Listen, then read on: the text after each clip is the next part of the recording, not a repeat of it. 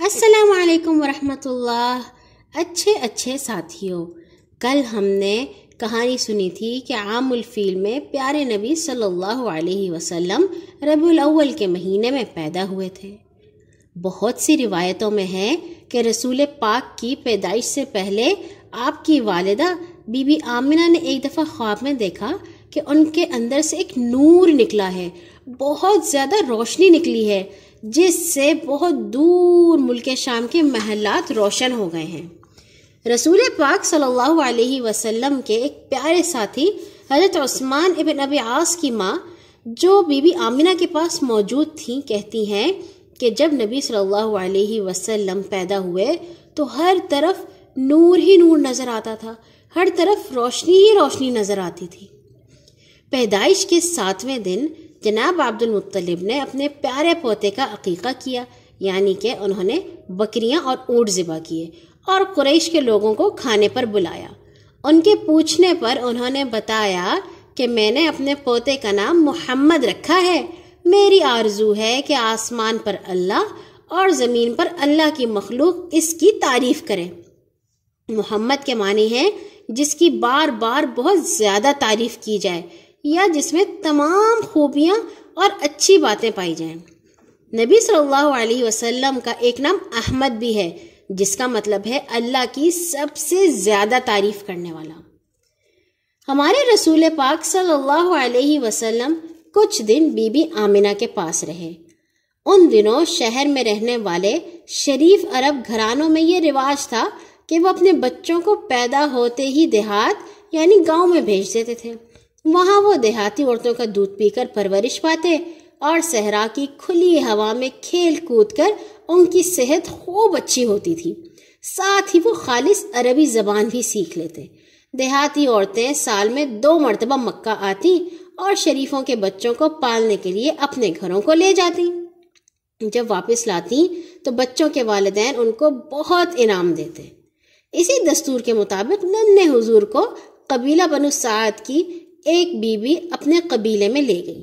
ان کا نام حلیمہ تھا اور ان کا گاؤں مکہ سے بہت دور نجد کے علاقے میں تھا۔ دیہاتی عورتیں یتیم بچوں کو نہیں لیا کرتی تھیں، نبی صلی اللہ علیہ وسلم تو یتیم تھے، مگر بی بی حلیمہ نے حضور کو خوشی سے لے لیا۔ وہ خود کہتی ہیں کہ محمد تو ہمارے لیے برکت کا خزانہ تھے۔ جب ہم ان کو لے کر واپس جانے لگے تو ہماری اونٹنی تھی جو بہت کم دودھ دیتی تھی، مگر وہ خوب دودھ دینے لگی، اور ہماری بیمار مریل سی گدھی اتنی تیز چلنے لگی کہ اس نے قافلے کے سب گدھوں کو پیچھے چھوڑ دیا۔ ہم وطن پہنچے تو چند دنوں کے اندر ہماری زمین ہریالی ہی ہو گئی اور ہماری بکریاں خوب دودھ دینے لگیں۔ اس طرح ہماری غریبی دور ہو گئی۔ 2 سال بعد بی بی حلیمہ ننھے حضور کو بی بی آمنہ سے ملانے لے گئیں اور پھر واپس کرنے کی بجائے اصرار کر کے اپنے پاس ہی واپس لے آئیں۔ وہ نبی صلی اللہ علیہ وسلم سے بہت محبت کرتی تھیں اور اپنی اولاد کی طرح چاہتی تھیں۔ آپ کے دودھ شریک بھائی بکریاں چرانے جاتے تو نبی صلی اللہ علیہ وسلم کو بھی ساتھ لے جاتے اور گھر واپس آ کر اپنی ماں کو عجیب عجیب باتیں بتاتے۔ ایک دن 2 آدمیوں نے محمد کا پیٹ کاٹ دیا ہے۔ حلیمہ اپنے شوہر کے ساتھ دوڑ کر وہاں گئی، دیکھا تو محمد ٹھیک ٹھاک بھلے چنگے کھڑے تھے۔ جب انہوں نے پوچھا کہ کیا ہوا تو نبی صلی اللہ علیہ وسلم نے بتایا کہ سفید کپڑوں والے 2 آدمی آئے، مجھے لٹا کر میرا پیٹ چاک کیا یعنی کہ کاٹا اور اس میں سے کوئی چیز نکال کر پھینک دی اور پیٹ کو پہلے جیسا کر دیا۔ بی بی حلیمہ یہ سن کر گھبرا گئی اور مکہ جا کر واپس ان کی اماں آمنہ کے سپرد کر دیا۔ اس وقت آپ کی عمر تقریباً 5 برس کی تھی۔ جب نبی صلی اللہ علیہ وسلم 6 سال سے کچھ اوپر ہوئے تو بی بی آمنہ ان کو ساتھ لے کر یثرب گئیں اور وہاں پر آپ کی پردادی کے خاندان میں 1 مہینے تک رہیں۔ وہ حضرت عبداللہ کی قبر پر بھی گئیں اور نبی صلی اللہ علیہ وسلم کو بھی اپنے والد کی قبر دکھائی۔ یثرب سے واپس ہوئی تو راستے میں بیمار ہو گئی اور ابوا کے مقام پر فوت ہو گئی اور وہیں دفن ہوئی۔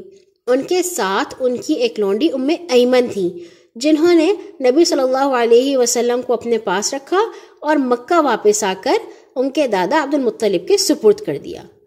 بوڑھے دادا نے اپنے یتیم پوتے کو سینے سے لگایا اور نہایت محبت اور شفقت سے آپ کی پرورش کرنے لگے۔ وہ آپ صلی اللہ علیہ وسلم کو اپنی تمام اولاد سے بڑھ کر چاہتے، ہر وقت اپنے ساتھ رکھتے، آپ کے بغیر کھانا بھی نہ کھاتے، اپنے ساتھ بٹھاتے اور بہت پیار کرتے۔ وہ کہا کرتے تھے، خدا کی قسم میرے اس بیٹے کی شان ہی کچھ اور ہے، یہ اتنے اونچے مرتبے پر پہنچے گا جس پر اس سے پہلے کوئی عرب نہیں پہنچا۔ آپ سے دادا کی اتنی محبت دیکھ کر لوگ آپ کو ابن عبد المطلب کہنے لگے، یعنی عبد المطلب کے بیٹے۔ لیکن افسوس، ابھی محمد 8 سال ہی کے تھے کہ ان کے دادا کا سایہ بھی سر سے اٹھ گیا، ان کے دادا بھی اللہ تعالیٰ کے پاس چلے گئے۔ دادا کی وفات کے بعد آپ کے چچا ابو طالب آپ کے سرپرست بنے۔ انہوں نے کہا، میں اپنے بھتیجے کا خود خیال رکھوں گا، اور انہوں نے بھی محمد کو بڑی محبت اور پیار سے اپنے پاس رکھا اور اپنے بچوں سے بھی بڑھ کر آپ کے آرام کا خیال کیا۔ نبی صلی اللہ علیہ وسلم نے دیکھا کہ چچا کی مالی حالت کمزور ہے، ان کے پاس بہت پیسے اور دولت نہیں ہے، تو خود کمانے کی فکر کی اور کچھ عرصے تک لوگوں کی بکریاں اجرت پر چراتے رہے، یعنی لوگوں کی بکریاں لے جاتے تھے چرانے کے لیے اور بعد میں اس کے پیسے لے لیا کرتے تھے۔ اس زمانے میں عرب میں لکھنے پڑھنے کا رواج نہ تھا، اس لیے آپ صلی اللہ علیہ وسلم نے بھی کسی سے لکھنا پڑھنا نہیں سیکھا، البتہ اپنے چچا سے تجارت سیکھتے رہے اور اس کا تجربہ حاصل کرتے رہے۔ اچھا بچوں، آج یہاں تک کافی ہے۔ کل انشاءاللہ ہم آئیں گے نبی صلی اللہ علیہ وسلم کے پہلے سفر کے ساتھ۔ اللہ تعالی ہمیشہ آپ کو خوش رکھے۔ اللہ حافظ۔